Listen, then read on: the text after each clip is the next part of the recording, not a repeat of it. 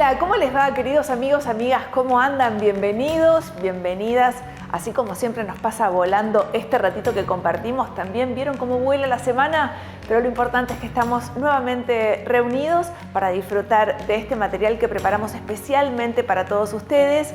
Como ya saben, historias que cuentan también la historia de la Argentina y por supuesto siempre en los escenarios más bonitos de nuestro país. Bienvenidos, bienvenidas, así empieza Rumbo Norte hoy.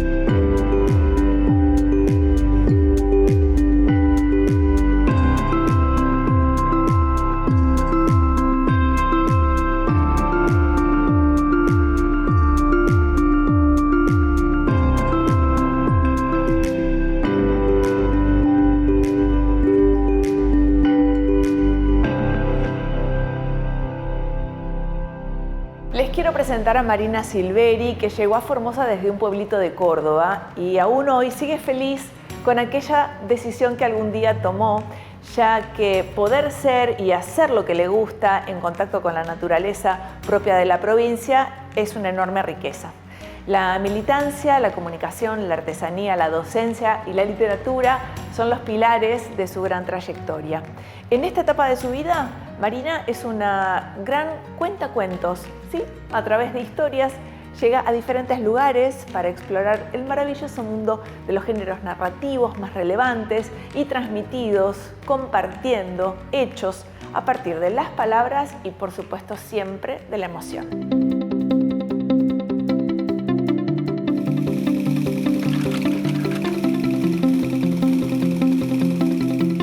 Un cuento no te cambia la vida, un cuento no educa, un cuento no enseña valores, un cuento activa emociones que pueden, que siguen trabajando, que resuenan en las personas, en los niños, en los adolescentes.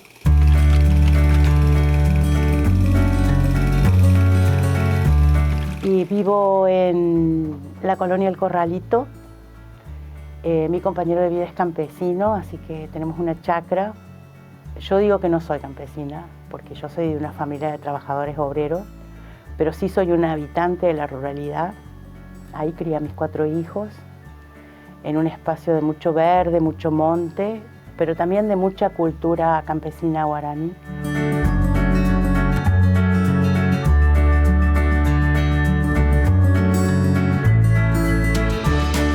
De comer la mandioca, la batata, de la fiesta del mandioshirirí cuando sobra la mandioca, de un asado para el otro día. Así que aprendí con mi compañero a escuchar el monte, a escuchar la naturaleza, a saber que cuando gritan los carayá va a llover.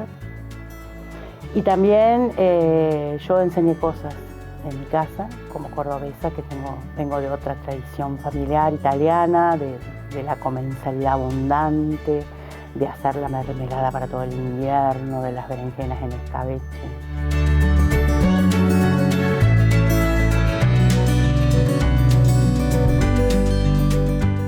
Y estoy orgullosa, lo vivo como un logro personal, porque mis hijos son formoseños, porque a ellos ya les tocó a ir a otra clase de escuelas, porque cuando se enfermaron tuvieron un asfalto, tuvieron un hospital. Así que soy profundamente formoseña y agradecida. Yo lo vi. A mí no me pueden contar lo que son 40 años de democracia. Yo lo vi. Lo vi con mis compañeros, con campesinos, campesinas, con vecinos.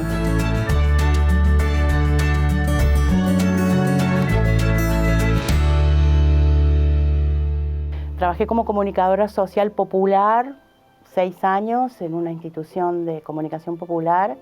Y después me convidaron la experiencia maravillosa de enseñar comunicación social. Y después seguí siendo docente de nivel superior en distintas carreras, siempre acomodando mis horas a distintas necesidades institucionales, tanto en el Instituto de Pirané como el hermoso Instituto de los 13 y me jubilé en agosto del año pasado.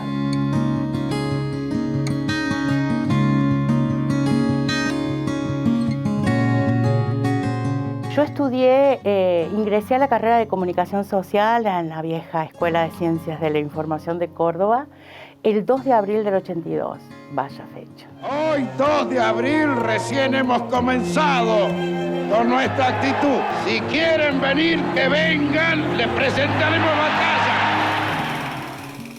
Y como que fue la primera vez que le vimos los hilos, o por lo menos mi generación, le vimos los hilos a los medios masivos de comunicación y a la comunicación concentrada.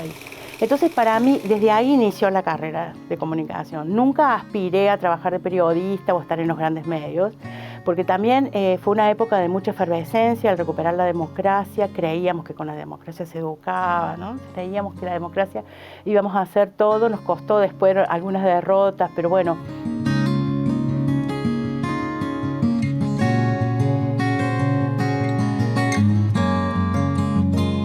Años 60, 70, no me acuerdo bien los datos del cupo, pero el Instituto de Cultura Popular, que trabajaba con campesinos, pescadores, hacheros, indígenas, en todo lo que era el norte grande.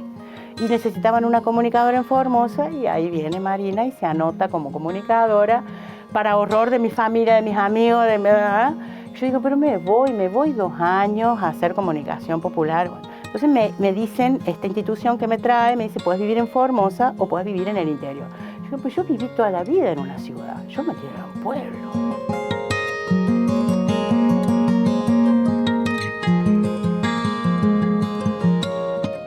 Y tuve la suerte de poder tener charlas infinitas con los que habían sido la historia viva de las ligas agrarias de Formosa y de amanecer charlando sobre cómo miraban al mundo, el análisis tan sencillo y tan simple de por qué los pobres somos pobres, por qué el algodón no nos alcanza para vivir, quién se está quedando con las ganancias. Eso para mí fue muy develador. Y en el medio conocí a alguien, mi compañero, que militábamos juntos. Bueno, decidimos formar pareja, siempre con esta idea de en 2 años me voy.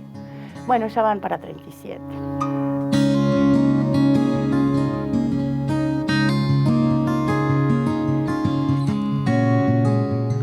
Entonces, en ese momento, yo decía, bueno, tengo que hacer algo, además de dar clase por Zoom. ¡Qué locura! Porque yo vivo en el campo, pero tengo internet. Y siempre digo lo mismo, tengo internet y tengo lavarropa automática. Y bueno, entonces en ese momento me invitaron a participar de un taller de narración oral, de cuenta. Yo como estaba tan ahí metida.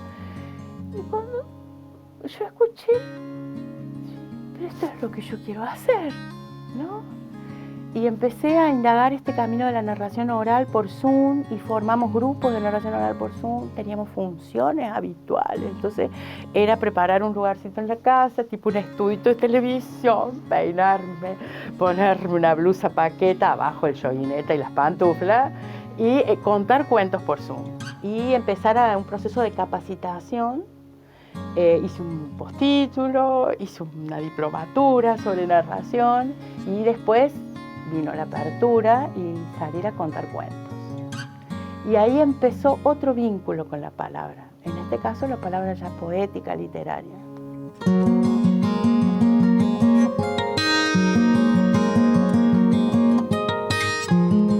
El narrador oral no utiliza imágenes, solo utiliza la palabra y los gestos y el cuerpo. Y ahí empezar a ver que todo lo que provoca la palabra, ¿no? Y empezar a contar a niños de jardín de infante que desde los 6 meses ven pantallas. Y todavía hay ahí una capacidad de asombro y de imaginación. Y ahí empezó otra militancia, más discreta, más sutil. Pero la militancia por el acceso al derecho a la imaginación. Que nos imaginemos. Que si yo te cuento un cuento, le cuento un cuento a un niño, se puede imaginar, ese es un derecho. Si yo puedo imaginar con un cuento, algún día podré imaginarme un presente mejor y me podré imaginar un futuro mejor. Así que estoy en eso.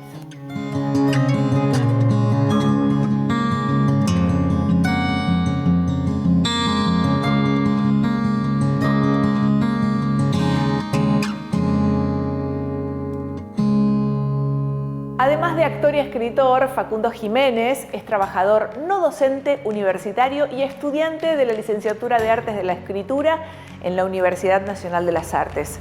Su mirada sensible y su historia de identidad le dieron vida a La Caacupé, su primera novela, publicada por editorial Ojo de Loca, un proyecto autogestivo que se propone dar voz a autores de todo el país. Miren qué linda historia.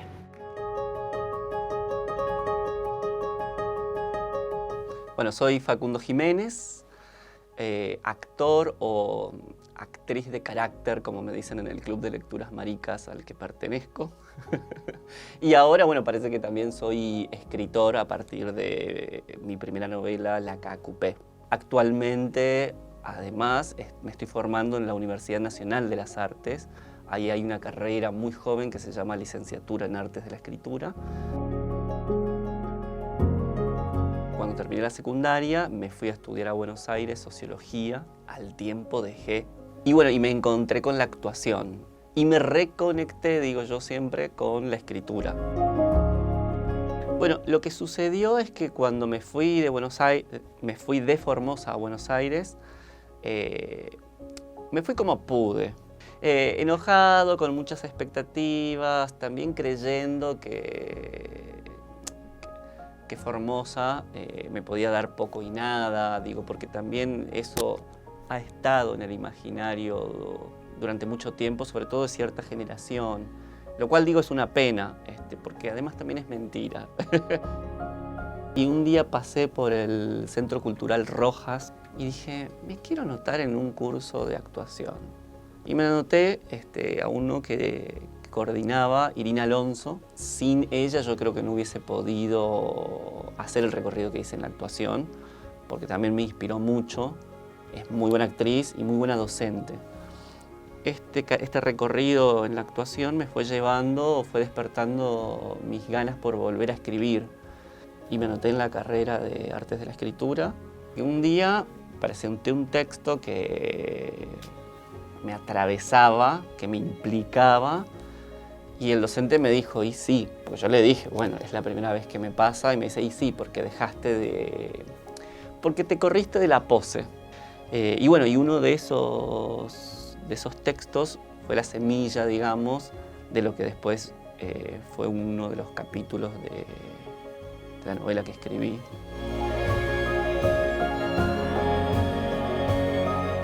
Me metí a hacer un taller de novelas queer con Nico Colfer. Yo escribí lo que se colocó como el primer capítulo de la novela que finalmente escribí, que en ese momento yo no pensaba escribir una novela.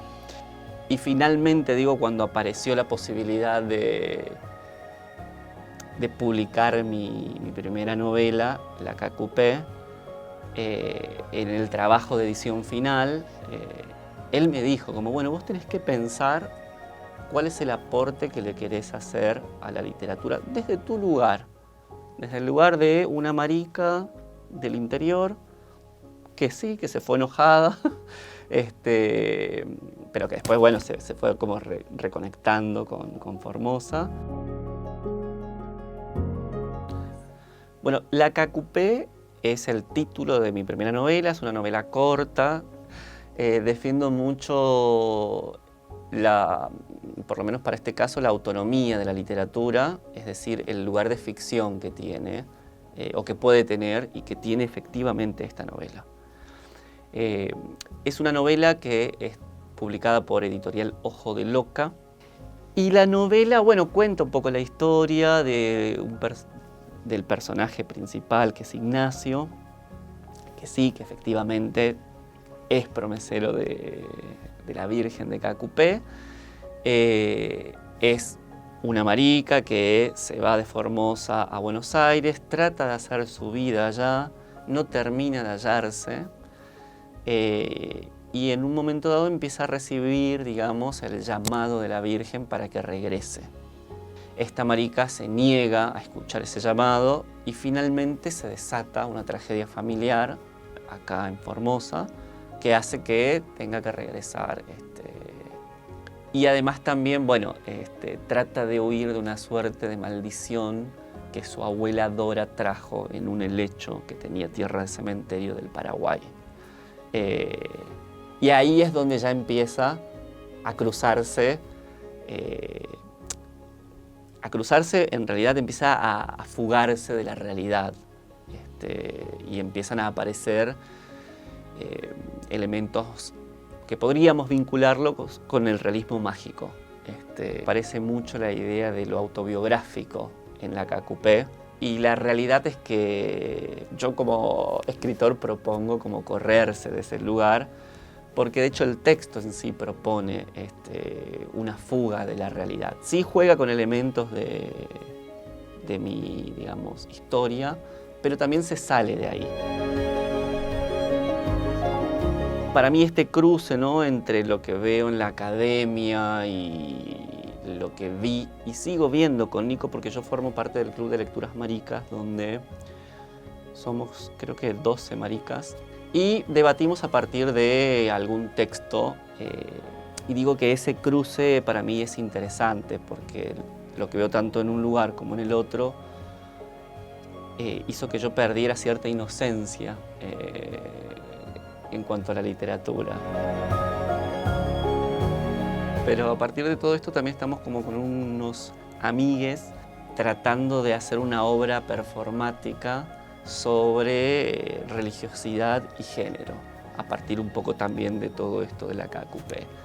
Eso sí, ya en un lugar un poco más biográfico como punto de partida y como excusa también para investigar sobre lo guaraní, sobre la tradición paraguaya, que en mi familia está. Así que estamos en esa búsqueda también. Vamos a ver a dónde vamos. Tenemos solo como algunas premisas que hay que empezar como a abrir. Y llega el momento de presentarles a Justo Lindor Olivera, que nació en Catamarca, donde se recibió de docente de escuela normal y allí realizó el profesorado de historia. Las posibilidades de seguir en su provincia se fueron acortando por la gran demanda de trabajo docente y como le dijeron que en Formosa necesitaban profesionales de la educación, pasó a la orilla del Pilcomayo. Llegó y de inmediato tuvo la enorme tarea de habilitar uno de los primeros ciclos educativos. Su trabajo fue pionero para la pequeña ciudad. Así como se dedicó de lleno a la educación, Justo Olivera hizo lo propio con la historia, a tal punto que ya lleva publicadas varias obras y varios libros. Aquí se los presentamos.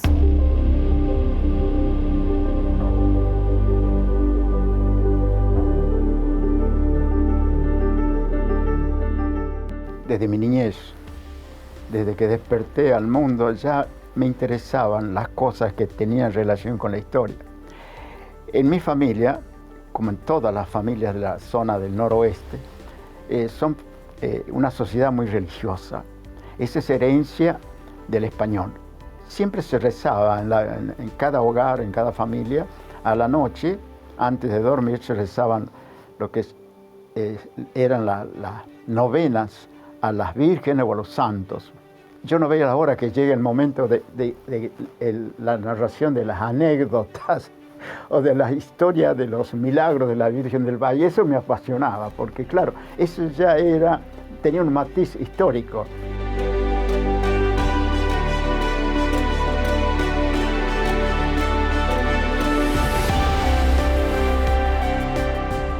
Después me hice socio de una biblioteca pública de un pueblo vecino y pagaba 10 centavos por mes.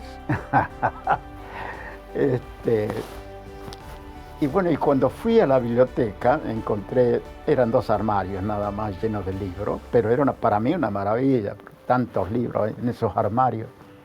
Y comencé a revisar todo, porque la chica que atendía me dijo, elegí, el que vos quieres, lo llevas a tu casa, lo lees y después me lo traes de vuelta. Esa era la metodología que tenían ellos. Entonces comencé a mirar, y todos me gustaban, pero por ahí llegué a un libro que decía Lecciones de Historia Argentina.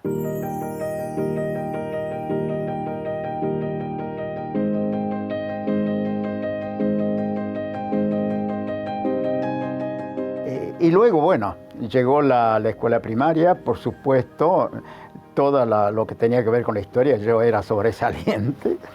Después la escuela secundaria lo mismo. Y bueno, y después el profesorado de historia, cuando me tocó elegir, diríamos, lo que sería el leitmotiv de mi vida, bueno, elegí la historia. Y por suerte en mi provincia existía un instituto nacional del profesorado que tenía una excelente organización y profesores de primer nivel. En base a ese instituto se creó después la Universidad Nacional de Catamarca, ¿no? Y fui a estudiar ahí.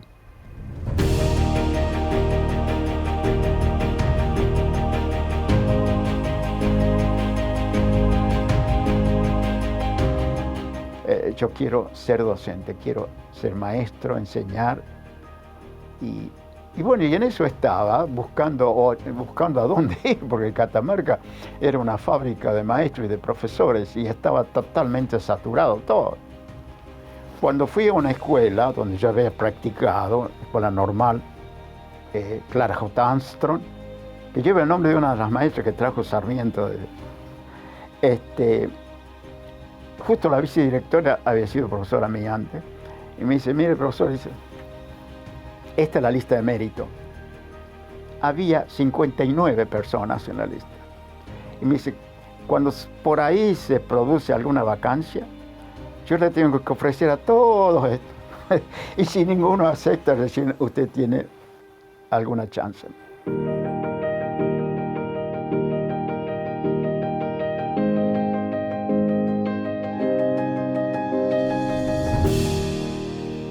Ante ese panorama yo comencé a mirar para dónde me tenía que ir. Y estaba haciendo alguna diligencia con la línea, el objetivo de irme al sur, la Patagonia. Porque él tiene un hermano y ya tenía dónde ir a refugiarme, ¿no? Cuando de pronto me llegó el ofrecimiento de acá de Formosa.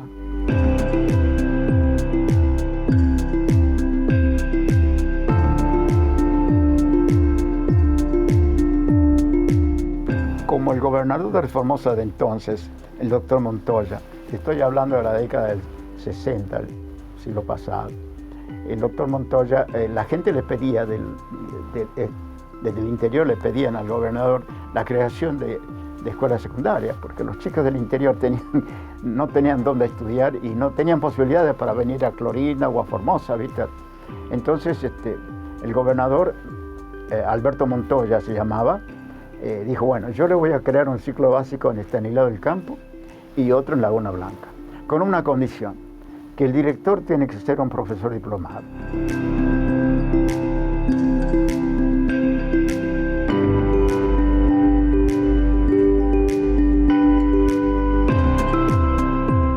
Mira la audacia, ¿no? Pero bueno, así se hacen las cosas, así nacen las cosas. Después, con el tiempo se va mejorando, se va corrigiendo, se va progresando. Pero las cosas necesitan comienzo, inicio. Después hay un famoso refrán popular, en el camino se arreglan las cargas. Y así fue, mira, hoy Laguna Blanca tiene ese ciclo básico que empezaba ese día conmigo como director. Ese ciclo básico se transformó después en la escuela agrotécnica, la primera, y ahora después se convirtió en un instituto universitario y ahora tenemos una universidad. Eso te muestra el proceso de los pueblos que no se para nunca.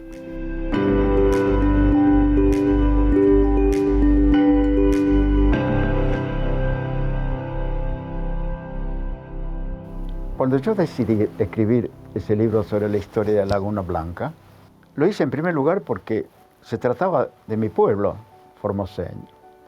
Era una manera muy modesta de volver a ese pueblo, a esa gente, todas las atenciones, todo el cariño, todo el apoyo que me dieron cuando yo más lo necesitaba, cuando llegué al pueblo.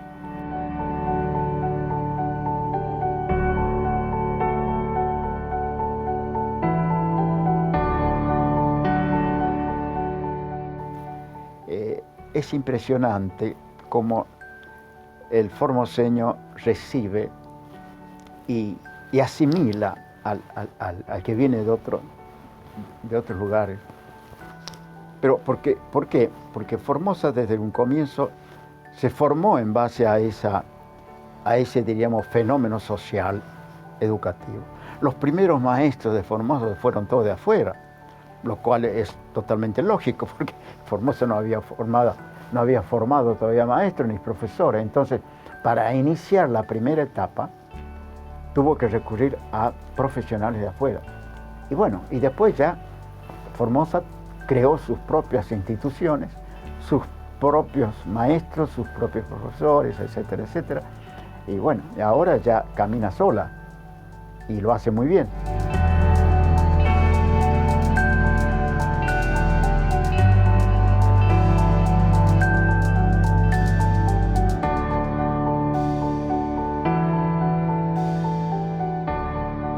Y nuestro paseo semanal se terminó. Lamentablemente, así son las cosas. Vamos a tener que esperar toda una semana, pero para volver a reunirnos y vamos a volver a disfrutar de este paseíto tan pero tan lindo. Recuerden que pueden seguirnos en Instagram, nos encuentran muy fácilmente, somos @RumboNorteTV. Que tengan unos días preciosos y hasta la próxima. Chao.